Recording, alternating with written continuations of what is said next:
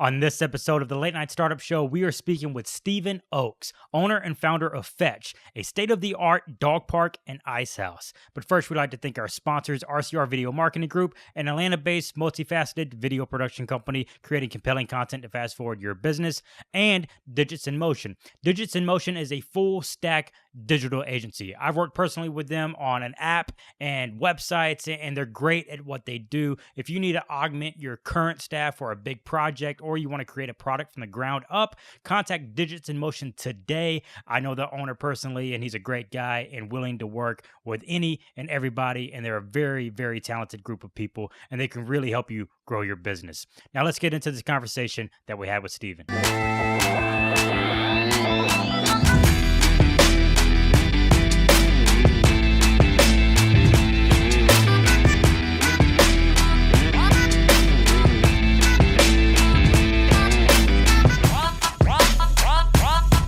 Stephen, thank you so much for joining us on this episode of the Late Night Startup Show. I think what you're doing here is absolutely amazing and absolutely ambitious. And I just want to know what gave you the idea of starting this adventure. Man, so about 5 years ago, I mean, y'all notice I have a 100-pound dog, and there's not really an in-between. You either, after work, you can go hang out with your friends, you can go to the dog park.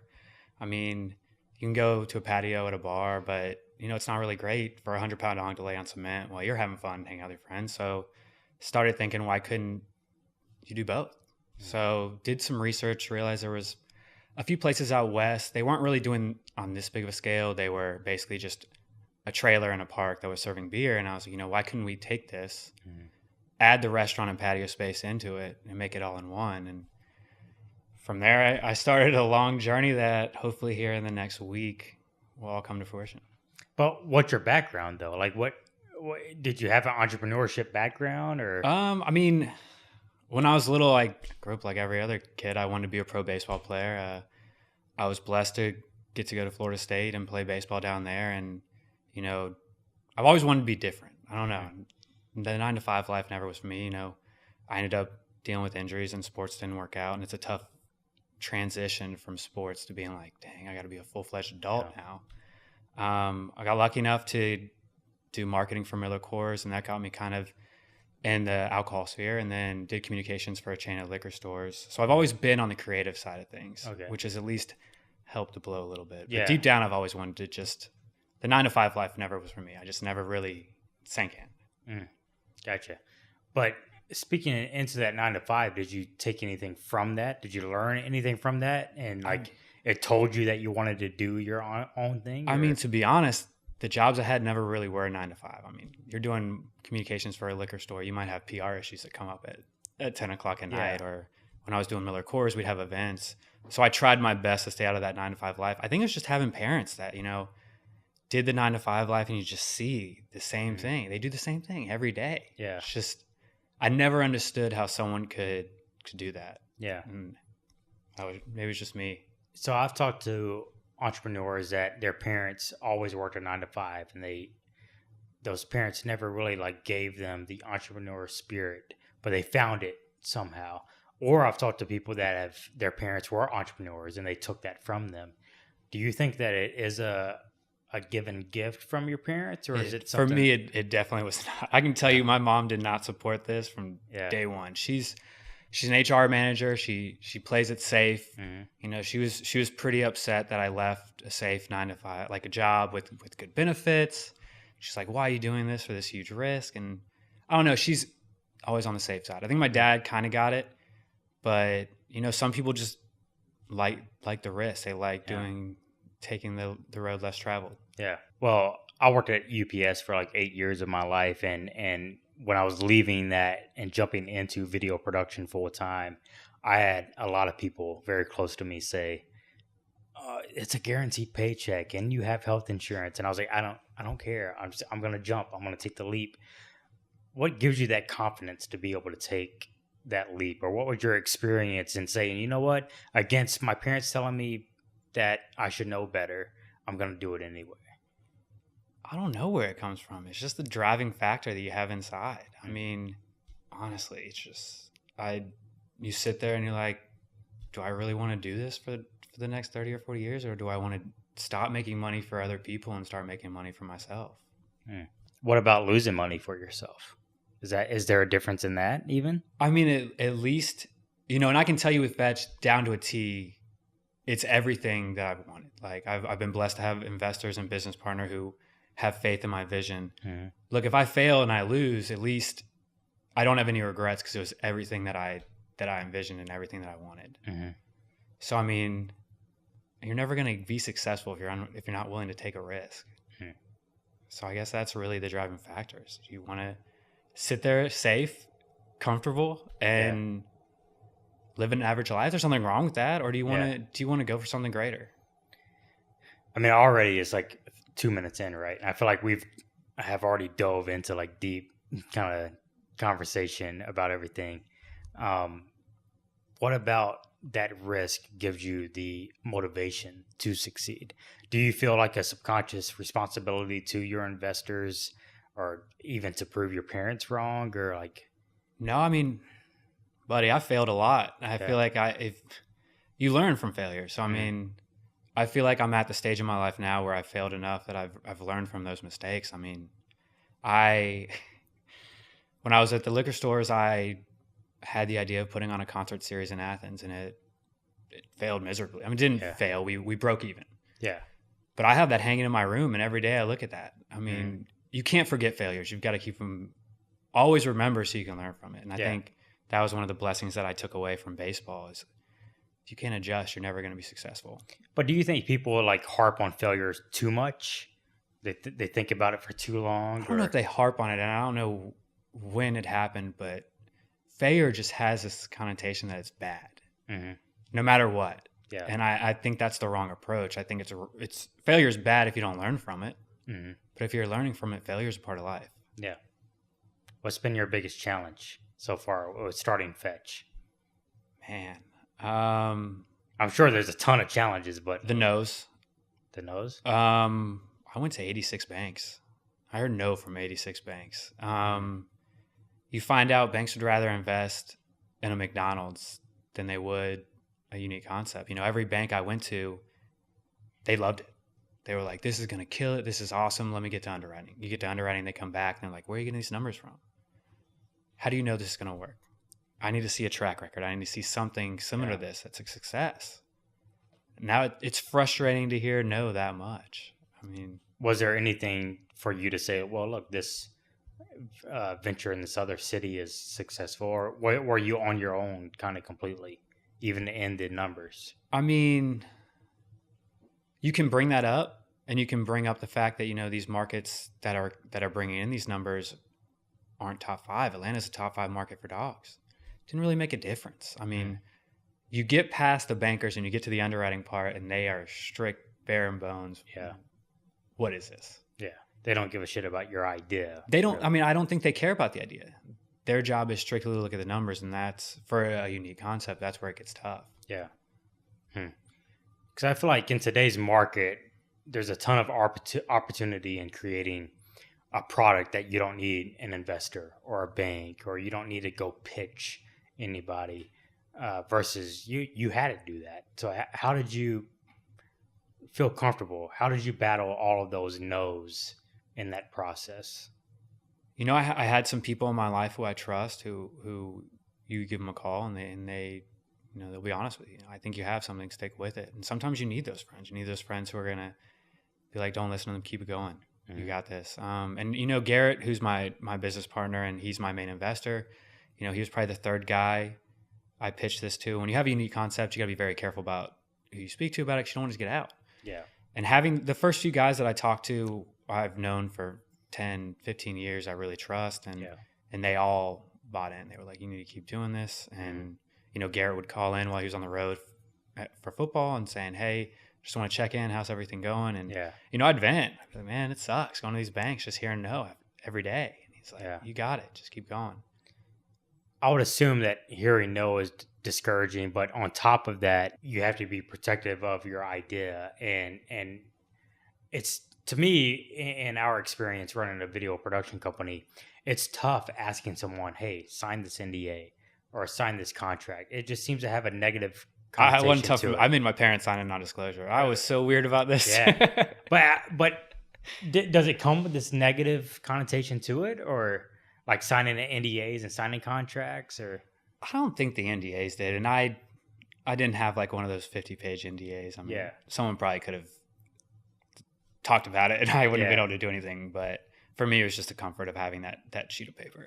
Gotcha. Yeah. Because I always say, like, signing a contract, it's literally getting everybody on the same page. Yeah. Air quotes, right? Like, it's the most literal sense of that known to man.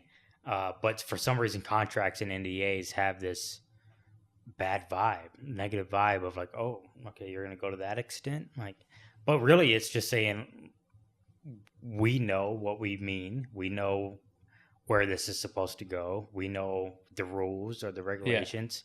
But for some reason, for entrepreneurs, it's something that seems to be daunting for them to even present an NDA or a contract. By the time I got to that part of this process, I was just excited I could tell people. I mean, the first 2.5 years, I probably didn't tell anyone. I mean, I was getting information, going out west, talking to some of these guys, figuring out what was going on, and getting all my ducks in a row. And then by the time I got to the NDA part, I was just excited I could tell people.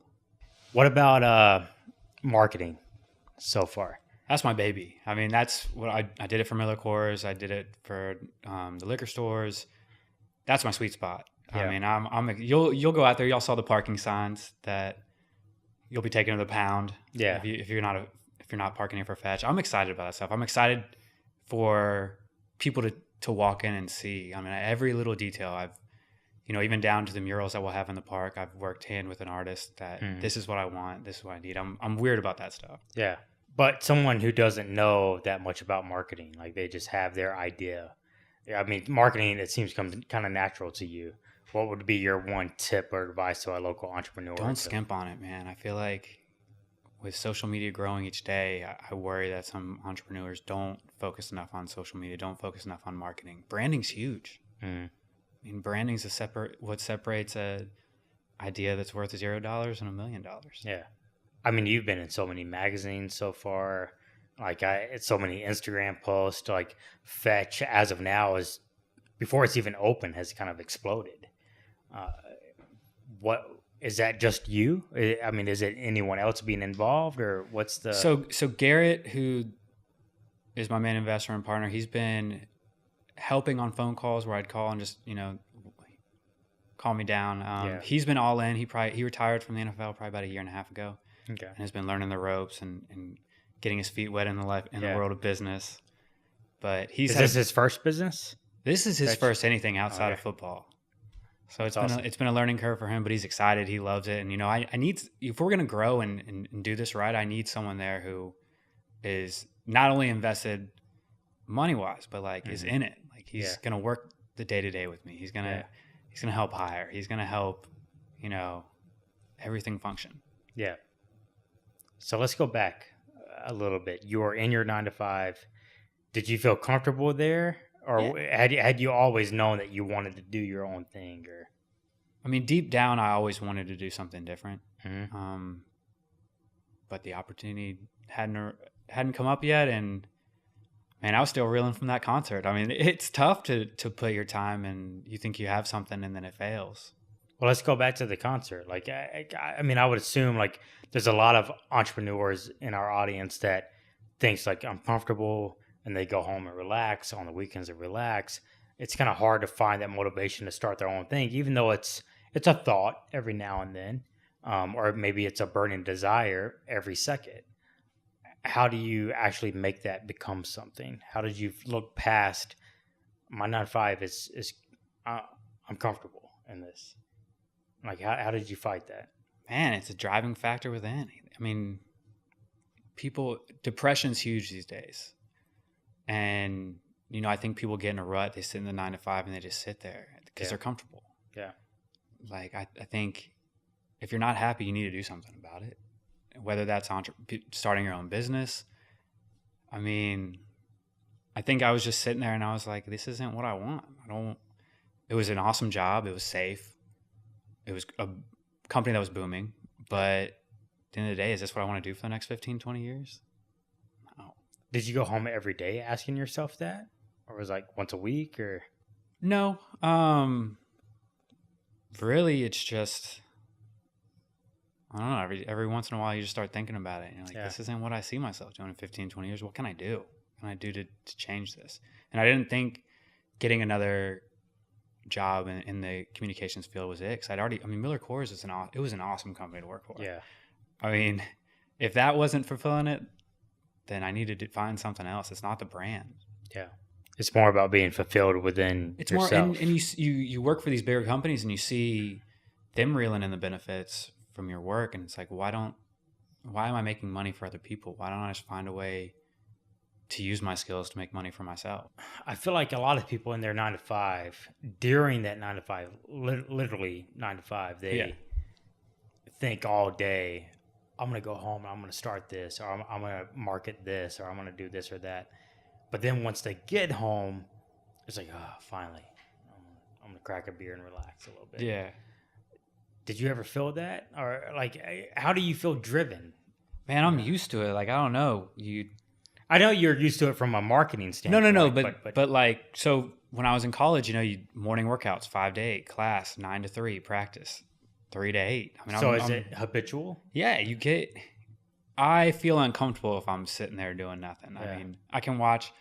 Look, I'll watch like Game of Thrones. I'll watch some good TV, but it's like an hour a night. I can't sit there and just watch for 3-4 hours and binge. It's just this factored me. I just need to get up. I need to do something. Do you have to be born with that, or can you fix it along the way? I think you can fix it. I mean, habits, they're not easily changed, but you can change habits. Mm-hmm. What about seeing your, 0.7 acres of land here? What about seeing that and like coming up with the ideas and like seeing it all come to fruition and working with contractors, bringing in the airstream?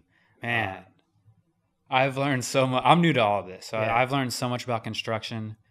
We've made so many mistakes, but that's what you got to learn from them. I mean, I'm not a big fan of the contractors we used. Some of the turf guys didn't even show up today till like 3. So it's just, you realize that not everyone is, you want this stuff to be done, but the people you hire, it's a job to them. They're not going to be as motivated as you. I mean, you start this journey, and even when it went public, I would have never expected permitting to be 20 months. Yeah. So at this point, I'm just numb. I'm just like, well, what's another week of delay? But could you even think about all of this before you had funding, or? Yeah, I mean, I always had I was never going to quit.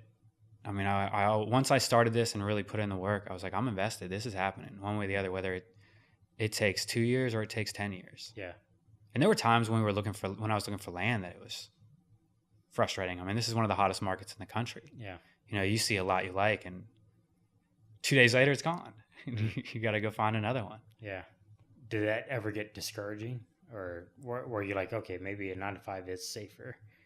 No, I mean, it got discouraging, but I would just go to the gym. I don't know. Like, that's my stress reliever. I would just go run until I forgot about it or I was too tired to care.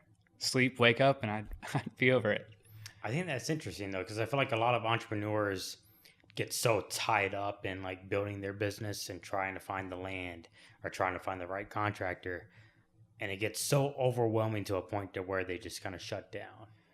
There were times where I was close with the city of Atlanta with permitting, where it's just like every step there was a delay. Like whether it was we past the NPU, we get to city council, and they have 4 people who need to show up to vote, and for 2 months in a row they didn't have quorum because they didn't have enough people show up. And it was just like every little step we hit. Our building permit for an airstream took 4 months. Wow. Like it's just every little step, it seemed like there were delays. And at one point I was looking at Garrett and I was like, is there someone in the city who just doesn't want to see this happen? Yeah. Because, I believe in coincidences, but, this is a pattern every time. When did you think this was going to open? Like last year sometime? I mean, the plan was to open last fall, like August. Yeah. And, that clearly didn't get met. And then even when we had, construction start, the plan was for us to open late February.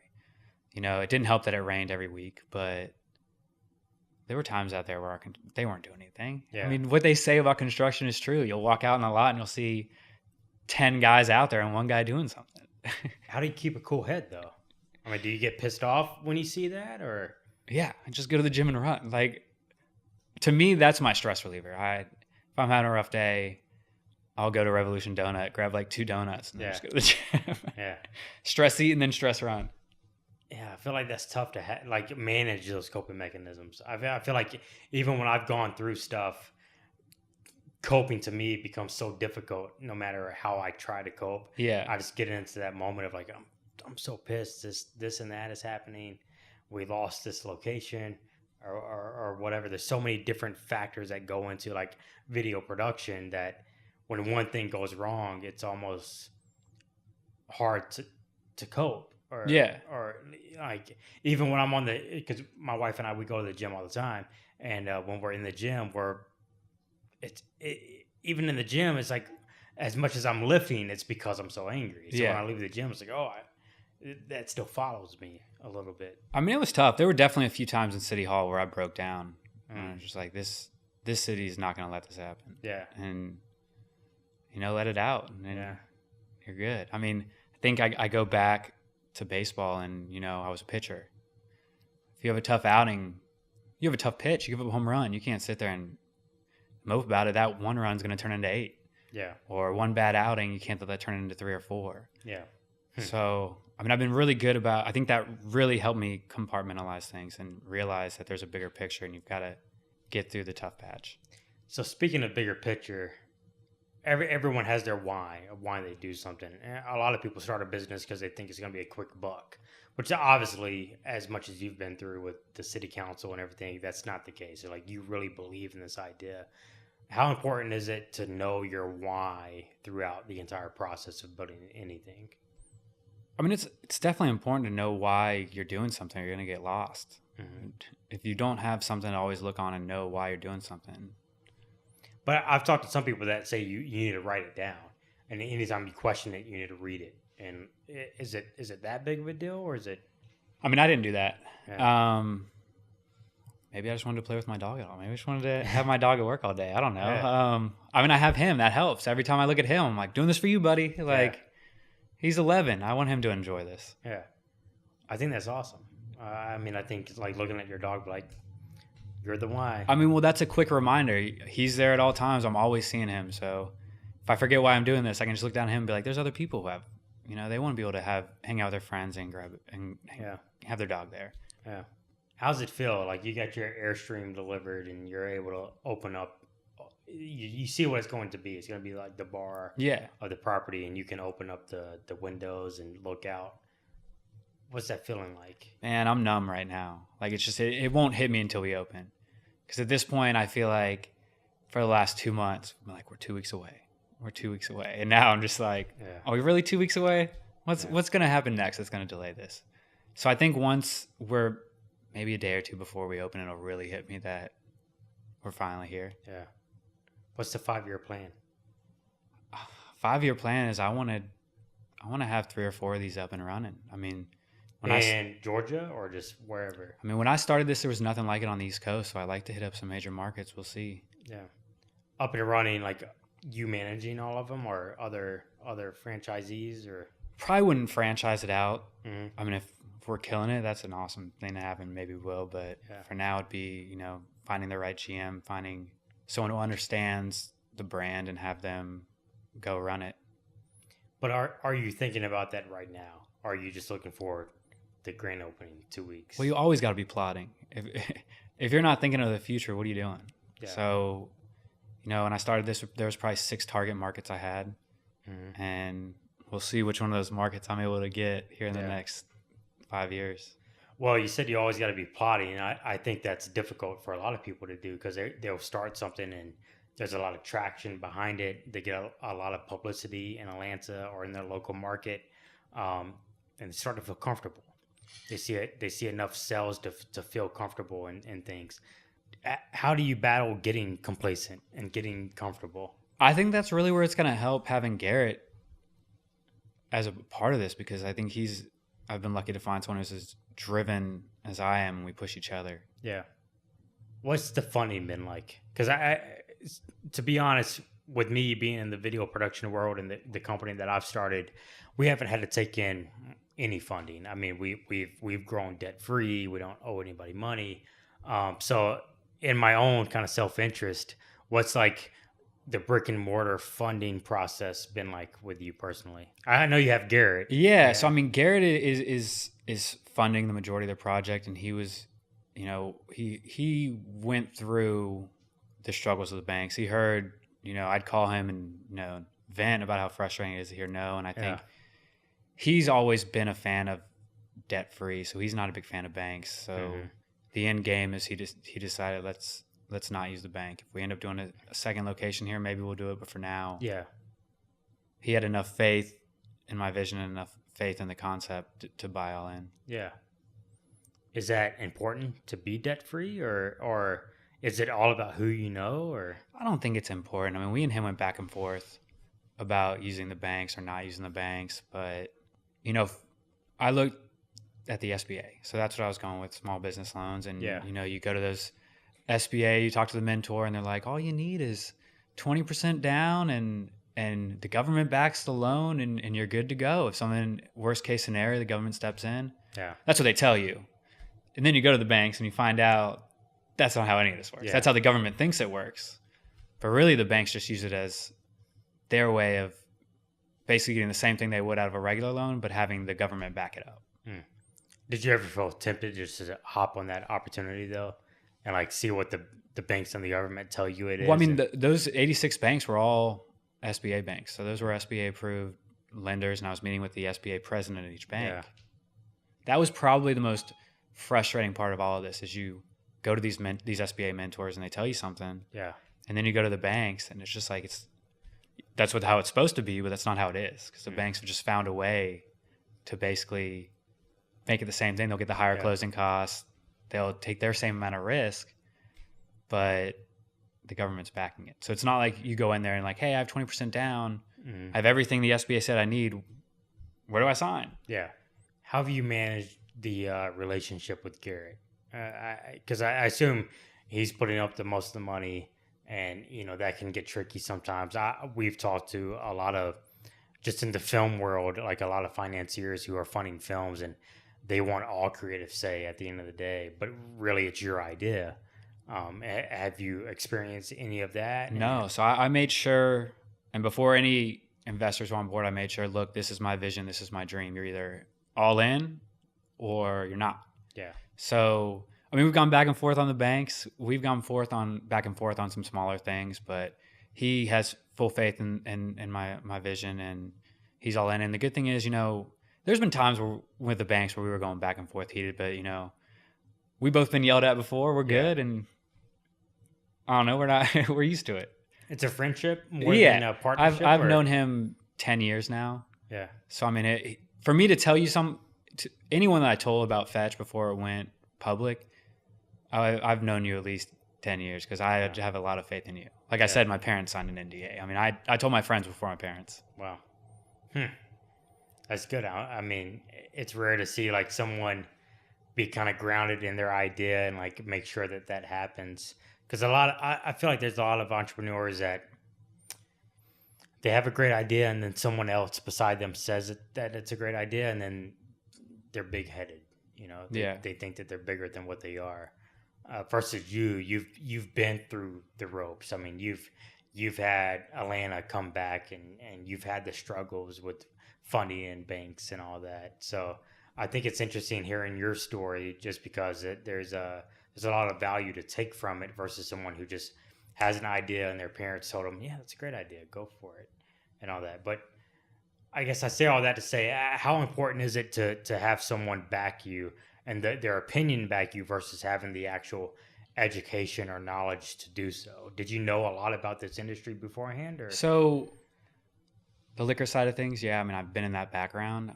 Which is mainly marketing, right? Yeah. Events, marketing, advertising. My parents raised dogs, puppies when I was little. They bred them. So, I mean, I've been around dogs my whole life. Yeah. Never worked in a bar, never worked in a restaurant, but I have we have some friends that we trust that, you know, have helped us along the way as far as what we need in the bar, you know, what to expect when the restaurant opens, how to find a chef. What are the issues you're going to have once, you know, you have the kitchen set up with line chefs not showing up, things like that. So we feel like when the restaurant opens, we're pretty prepared for it. Okay. I feel like it's very important, if you don't know what you're doing, to surround yourself with people who have been successful in that field. Yeah. Have you ever experienced any difficulties in having those conversations with those people that you try to surround yourself with? Meaning, when you have those conversations, they think that you're only looking out for yourself.